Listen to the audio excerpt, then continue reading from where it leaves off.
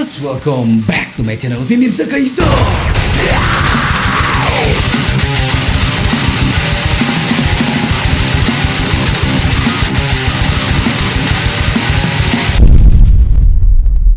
Oke, what's up cuy, balik lagi sama gue Mirza di konten yang paling kalian tunggu-tunggu, yaitu adalah konten gaming gear.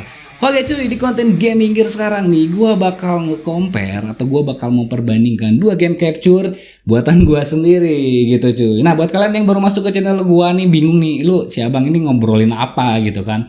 Jadi di beberapa minggu yang lalu nih, dan yang satu ini di beberapa hari yang lalu, gue meluncurkan dua game capture. Nah, apa sih itu game capture? Game capture adalah hardware untuk penangkap layar apapun yang dihasilkan oleh HDMI nih. Simpelnya kalau lu main game di handphone dan lu pengen tayangkan di layar CPU, lu butuh pakai yang namanya game capture. Kenapa nggak pakai mirroring? Kalau mirroring itu kalau misalkan ping kalian jatuh ataupun ping kalian drop, itu akan mempengaruhi untuk si transmisi si gambarnya, akhirnya terjadi nge-lag ataupun delay. Nah, oke, kita lanjut lagi langsung ke pembahasannya. Jadi di kali ini gue bakal nge-compare dua game capture ini. Ini dikhususkan buat kalian yang masih galau memilih di antara Xfan DC001 atau mini modul. Nah, di sini juga gue bakal terangin kenapa lo harus ngebeli ini dan kenapa juga lo harus ngebeli yang ini. Karena sebenarnya gue membuat dua ini tuh bukan untuk persaingan, tapi untuk saling melengkapi. Jadi sebenarnya kalian nggak diwajibkan sih, maksudnya lebih bagus lagi kalau kalian punya dua-duanya, bener nggak? Nah kan? Nah, tapi kalau misalkan kalian yang memang terpotong budget dan yang memang masih ada keraguan, ya silahkan kalian pilih salah satu. Dua-duanya ini memiliki kelebihan dan kelemahannya masing-masing, dan juga memiliki fitur yang tidak dimiliki satu sama lain, begitu cuy. Oke, kita bakal langsung bahas hal yang pertama, yaitu dari masalah kemasannya cuy. Kalau misalnya kalian lihat di sini sudah ada masalah kemasannya, dan memang jauh banget kalau misalnya kita lihat di sini ya. Xfan DC jauh lebih besar dan si mini modul jauh lebih kecil. Karena dari masalah dalaman dan isinya nanti bakal gua bahas.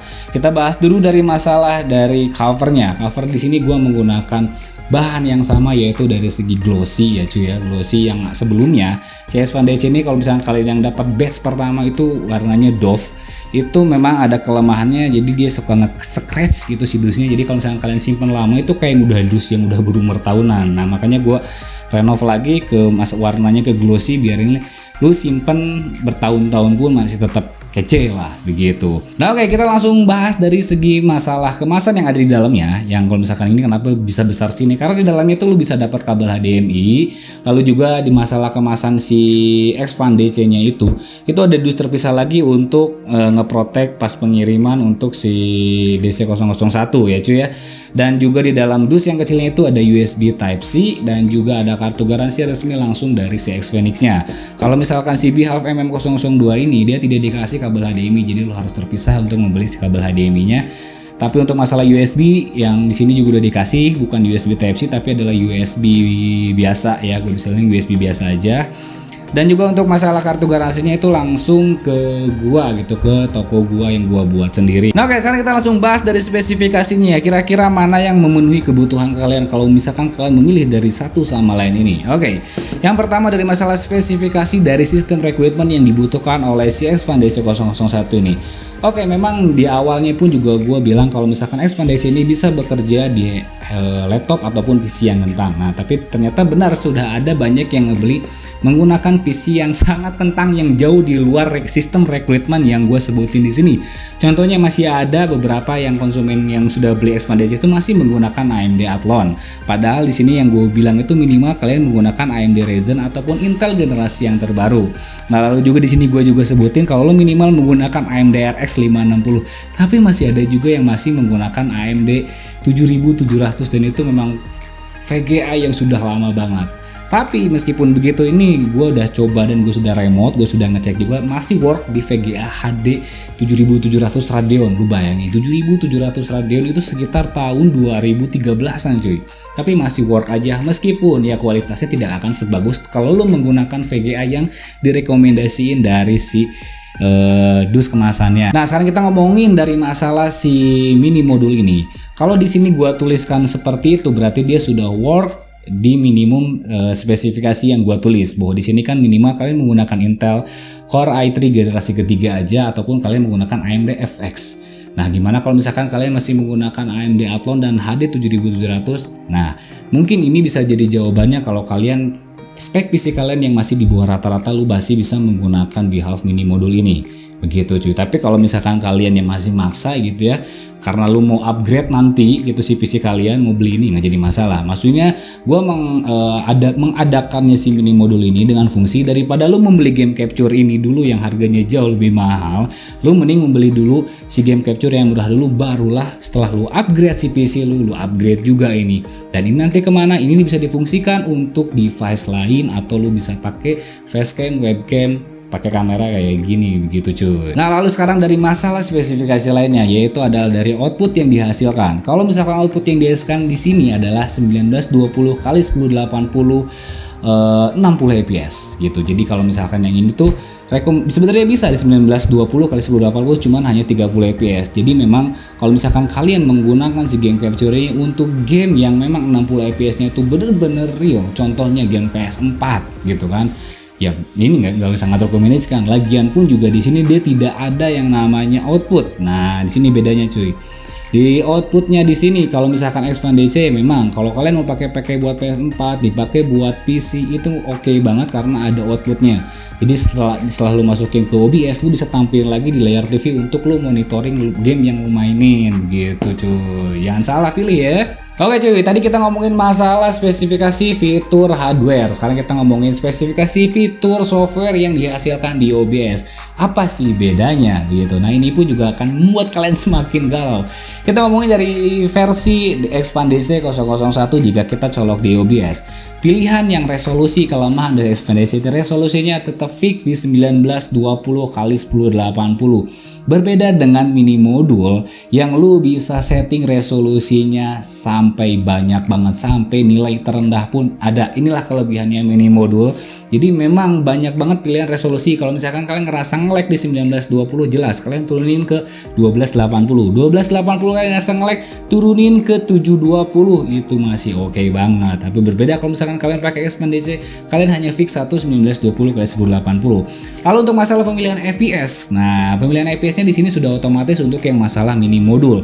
Di saat lo memilih 1080, dia maksimal hanya di 30 fps. Begitu kalian turunkan ke semua resolusi yang ada di bawah, itu akan mengikuti lagi FPS-nya akan ada yang lebih besar lagi cuy. Tapi berbeda dengan si Expand ini, karena si Expand DC ini hanya ada satu resolusi 1920 x 1080, maka yang keluarnya hanya di 60 fps aja. Tapi ada juga beberapa di OBS yang sampai keluarnya 60, 30, 29, 59,94 begitu cuy. Itu bergantung beda-beda. Termasuk di komputer gua sendiri keluar FPS-nya, tapi ada juga di beberapa komputer lain yang FPS-nya tidak bisa diatur dan fix di 60 aja. Nah, selanjutnya kita bakalan compare dari segi masalah kualitas grafik yang dihasilkan. Di sini gua bakal ngetes pakai dua game aja, yaitu PUBG Mobile dan Mobile Legends. Device yang gua gunakan di sini menggunakan iPhone 11 Pro Max. Nah, di sini lu bakal semakin galau-galau. So, jadi buat kalian yang daripada galau-galaunya dipendam, gue bakal tambah galau lu setelah nonton cuplikan berikut ini. Nah oke, sekarang kita langsung masuk ke perbandingan kualitas gambar yang dihasilkan oleh Beehive mini modul dan Beehive Expand DC 001. Nah di sini contoh game yang gue pakai yaitu adalah PUBG Mobile dan Mobile Legends. Oke, untuk PUBG Mobile yang ada di lobby ini, gue grafiknya menggunakan realistik. Tarik kanannya itu adalah HDR Extreme ya, HDR Extreme.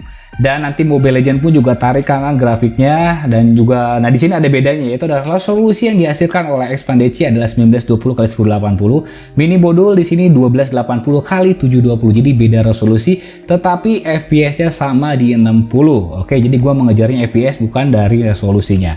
Dan kita akan langsung bandingin di lobby pertama ini. Hai, ya jadi lu bisa lihat ya dari di sini kalau misalkan kita lihat ya cuy ya, dari masalah resolusinya tetap masih menang. Jadi tapi bukan itu bukan suatu versus resolusi, tapi adalah FPS dari smooth yang dihasilkan dari si game capture itu. Nah, detail gue bisa bilang detailnya sama kalau misalkan si mini modul bisa ngejar di 1080. Nah, ini untuk FPS-nya, pergerakan FPS-nya. Oke. Sama ya, cahaya shadow yang dikeluarkan pun juga sama, FPS pun juga sama. Oke, sip. Di sini Ada mungkin sedikit perbedaan dari coloring ya. Kalau misalkan coloring mini modul agak sedikit kemerahan, Expand DC ini agak sedikit kecoklatan. Dari karakter warna, kalau misalnya detail, kalian lihat detail, kalau misalkan kalian tidak detail memang nggak akan kelihatan banget ya. Warna kontrasnya lebih keluar di mini modul.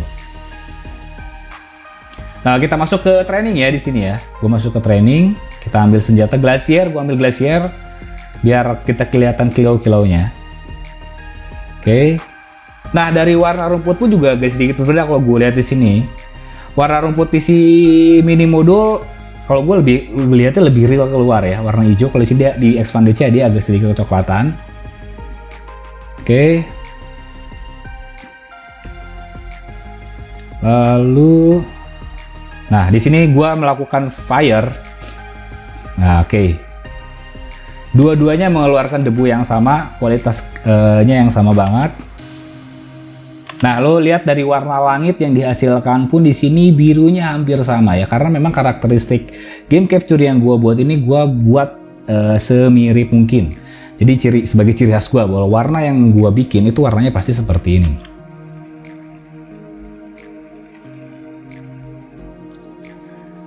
Nah, oke. Nah, di sini dari sini ya kita lihat kalau misalkan gua lihat dari glowing si Glacier itu tetap dapat. Glowing Glacier tetap dapat. Ya, perbedaan kelihatannya sih dari muka ya. Muka si ceweknya ini kalau yang di Expand DC dia putihnya natural, kelihatan banget. Kalau di mini modul kontras merahnya lebih keluar dan juga warna tanah ya. Warna tanahnya agak sedikit kemerahan di mini modul. Nah, oke, di sini gua langsung ngetes pakai FPP ya cuy ya. Di sini gua ngetes pakai FPP. Nah, di shadow mobil kita lihat shadow mobilnya sama-sama dapat. Shadow mobil sama-sama dapat. Nah, cuma kalau misalkan kita lihat secara jalan gini aman.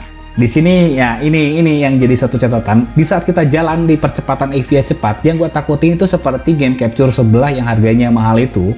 Pas saat kita jalan, dia tuh agak sedikit ngeblur cuy. Lo mungkin kalau yang sering nonton live streaming gue pernah ada yang lihat di saat gue mau ngasih game capture kok warna abang tiap jalan pasti ngeblur. Nah, di sini aman banget. Oh ya, di satu lagi catatannya di sini presetnya gue pakainya maximal quality, lalu bitrate-nya 40.000 ya. Sama-sama 40.000 bitrate-nya. Nah, oke. Nah, di sini di FVP, begitu kita turun dari mobil di FVP. Oke, satu lagi kita lihat di detail senjatanya pun juga di sini mirip banget ya. Di sini mirip banget, warna Glacier birunya dapat, si hitam-hitamnya pun juga masih dapat. Ya, yang ngebedain si coloring warna sedikit warna dari warna merahnya tuh beda. Warna merahnya agak sedikit beda. Nah, oke, ini untuk PUBG Mobile. Jadi kalau PUBG Mobile ini kan dari segi gamenya tuh realistis ya. Gamenya realistis, jadi lu bisa selera lu kayak gimana. Kalau di gua di sini, gua tetap masih oke di Expand DC ya, karena pertama ya detailnya tuh memang lebih kena sih, karena dia resolusinya gak butuh resolusi di sini. FPS-nya pun juga tetap dapat. Tapi kalau misalkan kalian memang suka dengan karakter mini modul dengan ya maksudnya di 720-nya udah segini ya pasti oke. Nah, tapi di saat lu nanti menaikkan ke 1080, gue yakin kualitas gambar yang dihasilkan bisa lebih mungkin dari si Expand DC, cuma di FPS-nya nanti dia agak sedikit kurang. Dan kita langsung masuk ke game Mobile Legends. Kenapa gue pilih Mobile Legends? Karena si Mobile Legends karakter gamenya itu adalah animation dan colorful gitu ya. Jadi warnanya tuh bener-bener sangat kelihatan banget nanti perbedaannya. Kalau beda dia tetap beda. Kebuktian di saat compare dulu pernah gue bikin compare Elgato versus Escape itu beda banget kan hasilnya. Di sini kualitas warna yang dihasilkan dari dua game capture ini hampir sama banget. Ya itulah konsistensi gua ngebuat si graphic customization itu mau harganya murah mau harganya mahal, warna karakteristik warna tetap sama. Nah, meskipun warna merahnya di Expand DC waktu itu di agak sedikit kecoklatan di PUBG Mobile, tapi di Mobile Legends dia masih oke untuk warna merahnya. Nah, oke, kita langsung masuk ke bagian sini ya, di bagian intro, datangnya intro.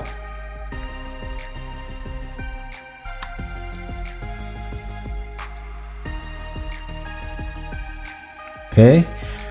Lah, lu bisa lihat dari warna purple ungu. Kenapa gua pilih karakternya? Karena purple ungu birunya itu dapat. Jadi kan RGB ya, red, green, blue. Blue-nya itu kita bisa lihat blue-nya di sini juga dapat dua-duanya. Yang red-nya di sini, red-nya lu bisa lihat warna merah dari background latar belakangnya di sini, orange-nya sama ya, hampir sama. Ini gue yakin lu pasti bakal lebih galau lagi ya. Gue yakin karena ya selintas. Apalagi kalau lo misalkan ditonton hanya di handphone, live streaming lo ditonton di handphone, nggak akan ada bedanya sih. Serius. Oke, kita langsung masuk ke gameplaynya ya. Di sini gameplaynya, ya pada saat pergerakan tidak ada ngeblur sama sekali. FPS, efek yang dikeluarkan dari skill pun, warna efek yang dikeluarkan dari skill pun juga tetap dapat. Nah, gua pause di sini. Lihat warna ungunya, warna darah merahnya hampir sama. Nah, sip. Oke.